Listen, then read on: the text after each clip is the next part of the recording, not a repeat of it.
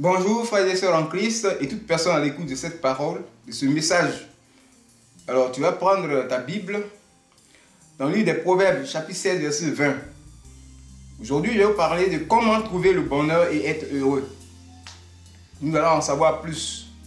Oui, nous sommes sur la terre, dans ce monde, d'environ 8 milliards de personnes. Qui ne veut pas le bonheur et qui ne veut pas être heureux? Vous voyez? Et chaque personne a besoin du bonheur et a besoin d'être heureux, quel que soit, oui, bien aimé, oui, son appartenance religieuse. Alors, nous allons voir cela.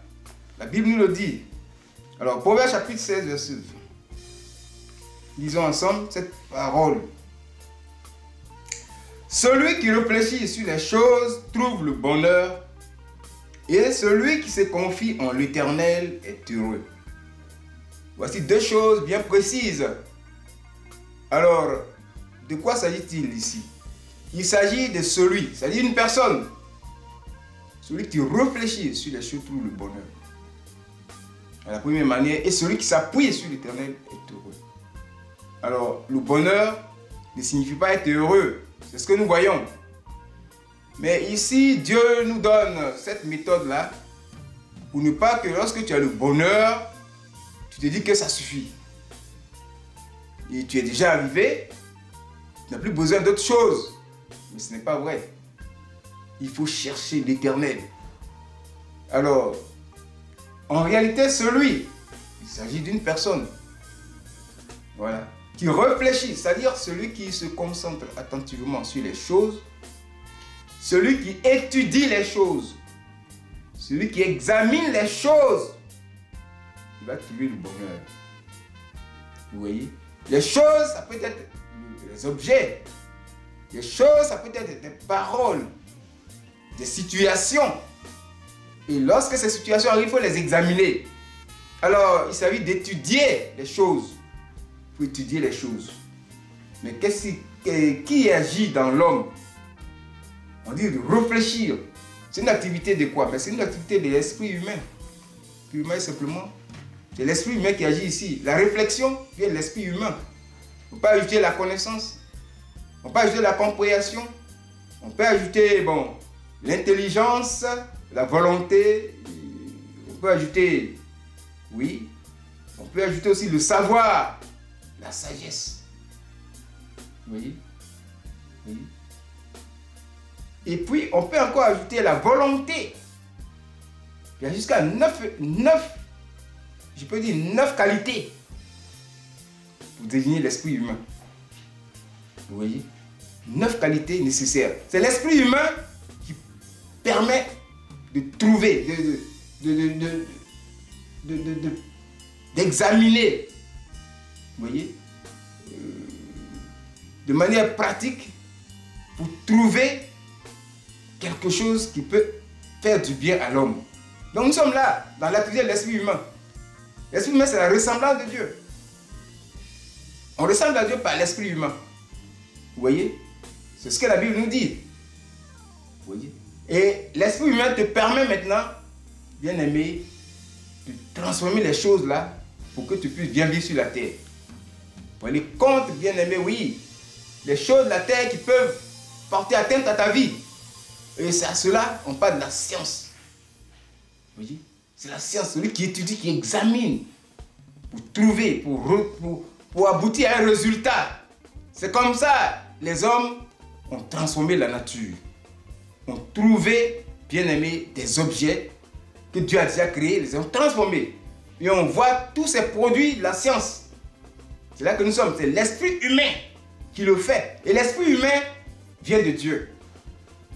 Vous voyez, l'esprit humain est directement de Dieu. Tous les êtres humains sont connectés à Dieu par l'esprit humain. La Bible nous le dit. Ecclésiaste chapitre 12, verset 9. Il dit, Dieu reprend l'esprit qu'il a donné. C'est Dieu qui a donné l'esprit. C'est l'esprit de l'âme, l'esprit de vie.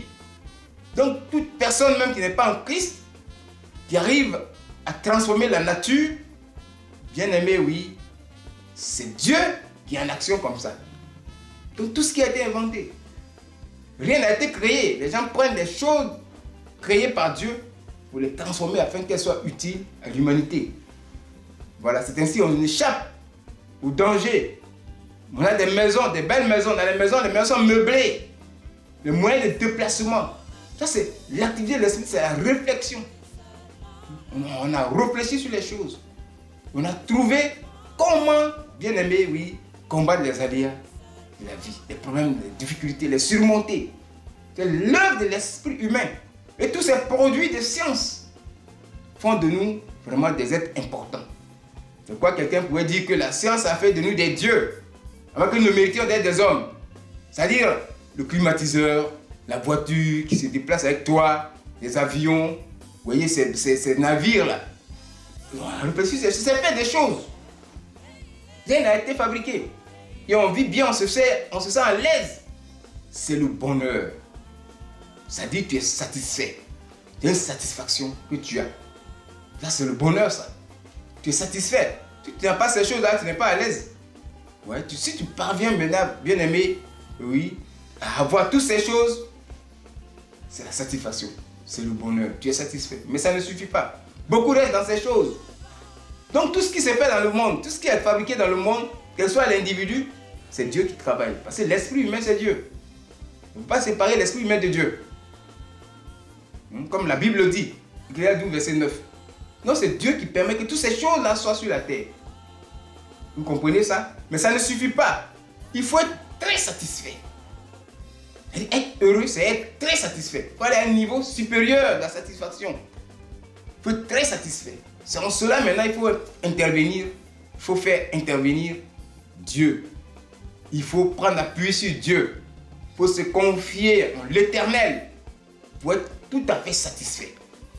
Vous voyez?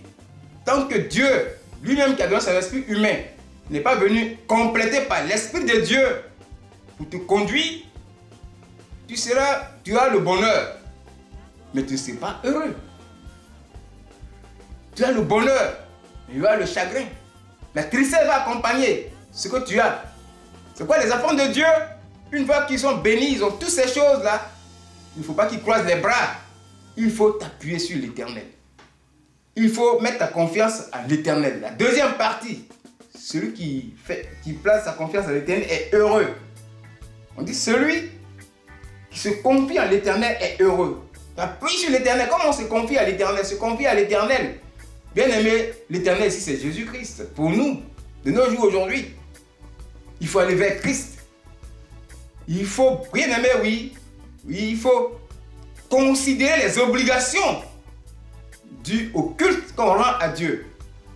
Il y a un lieu de prière, il y a des hommes de Dieu que Dieu a choisis. Il faut être au pied de ces hommes de Dieu. Et tout le programme, il faut suivre. Tout ce qu'on demande, le culte, c'est tout ce qui se fait là. Oui, pour adorer Dieu était bien. C'est ça, se confier à l'Éternel. Vous voyez? Il faut suivre la parole de Dieu. Ce sont des choses aussi qu'il faut appliquer. La parole de Dieu, c'est une chose. Il faut marcher selon la parole de Dieu pour être heureux. Très satisfait. Vous voyez? Et donc, la Bible nous amène sur cette voie-là pour dire aux enfants de Dieu, faites attention. Oui, les biens que tu as là. Oui, ta vie ne dépend pas de tes biens. Va te confier en tes biens. La vie d'un homme ne dépend pas de ses biens. Jésus me l'a dit dans le livre de Luc, le chapitre 12, après le verset 15, jusqu'au verset 21. N'amassez pas de trésors pour vous-même, oui, mais soyez riches pour Dieu. Luc chapitre 12, verset 15 le dit. Que ta vie ne dépend pas de tes biens.